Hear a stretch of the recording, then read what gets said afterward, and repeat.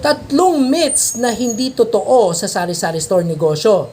Halika, watch till the end of the video. Ay, nako, ito talaga yung sinasabi ko. Para itong love life mo, para siyang myth, hindi totoo. Okay, so sa sari-sari store negosyo, marami ka naririnig, no? Na, uy, ang ganda ng tindahan niya, ang daming stocks. For sure, marami na talaga siyang pera and this and that. So, ano ba yung tatlong myths na hindi totoo, no? So, yung number one myth natin dito is, pag may tindahan ka, sasabihin nila, uy, negosyante yan, maraming pera yan palagi kasi may tindahan siya. Hindi po totoo yan. Merong mga panahon sa sari-sari store negosyo na matumal.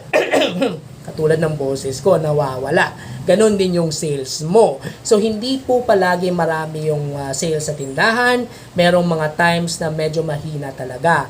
And hindi din kalakihan yung kinukuha mong profit dito. So, yung tinatalagang profit margin is minsan nasa pasok lang sa 10% ng average monthly sales mo. So, magkano lang naman yan, di ba?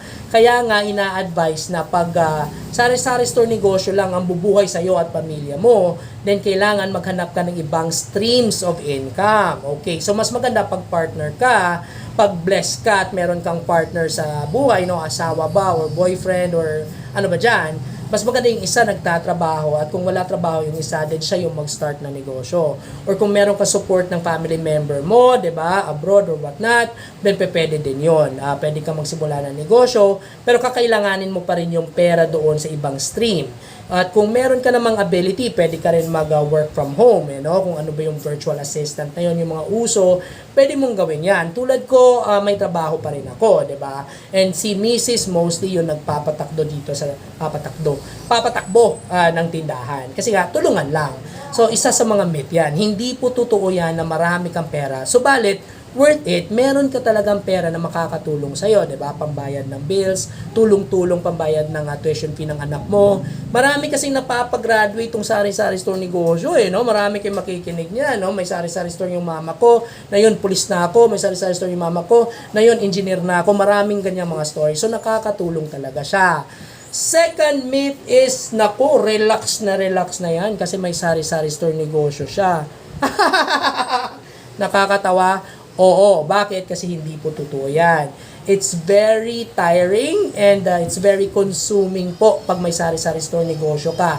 Kasi ang isip mo is umiikot pa rin sa negosyo mo kahit tulog ka na, 'di ba? So, imaginein mo, kailangan mo i-handle yung cash flow. Kailangan kompleto yung stocks mo, iniisip mo pa kung ano yung mga mabibenta na customers na maganda, and palagi kang nakatunganga sa tindahan mo. So, hindi ka relax pag may sari-sari store negosyo ka. Tumatakbo yung isip mo, tumatakbo yung katawan mo, ikaw pa mismo yung maghahakot ng soft drinks minsan, ng bigas, at very tiring siya. Pero worth it siya kasi masasabi mo siyang, it's my own. Sarili ko siyang negosyo. So, I have something to be proud of. And tumatakbo yung pagiging magandang citizen ko. Kasi may contribution ako sa mundo.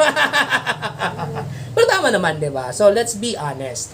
And bago ko i-reveal yung last item, of course, if you like my videos, sana tulungan nyo naman small influencers like me upang makatulong tayo ng marami sa iba. Paki-smash ng like button o ng heart button. Paki-share this video to your friends upang matulungan natin yung nagsa-start up pa. Paki-favorites na rin. And at the same time, comment kayo ng agree or disagree kayo sa topic na to meron tayo today. Last item on the list, of course, pag may negosyo or may sari-sari store negosyo, sasabihin nila, naku, ang ganda yan kasi maraming oras sa kamay niya. Okay, marami siyang oras. Hindi po totoo yan. Pag negosyante ka, sari-sari store owner ka, ang mangyayari is halos lahat ng oras mo is kakainin ng negosyo. Kasi maaga ka pang mag-open and late ka na magko-close. Minsan nga wala ka ng panahon sa Korean novela mo eh. Or sa love life mo, hindi naman nagkaroon talaga ng panahon kahit wala ka pang negosyo. Nakakatawa ba? Totoo kasi. Yon, so wala kang oras sa kamay mo. Ang mangyayari kasi, i-consume po ito yung all day life mo, no? open ka ng buong linggo, iisang araw lang, Sunday ka lang nagko-close. Minsan nga, hindi ka pa nagko-close kung malakas yung area mo no?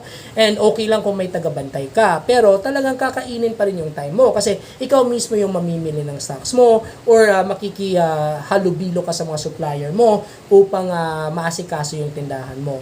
So it's not true that you have all the time in the world pag negosyante ka, na mas mabuti pa nga minsan yung magtrabaho no? Kasi papasok ka na ng 9 a.m. ng umaga and lalabas ka na ng 6 p.m. ng hapon, then good ka na wala ka nang gagawin, may ano ka na sa sarili mo, may panahon ka na. Sa negosyo, hindi. Kakainin niya yung oras mo, wala ka na ngang 9 to 6, meron ka namang 24/7 na trabaho.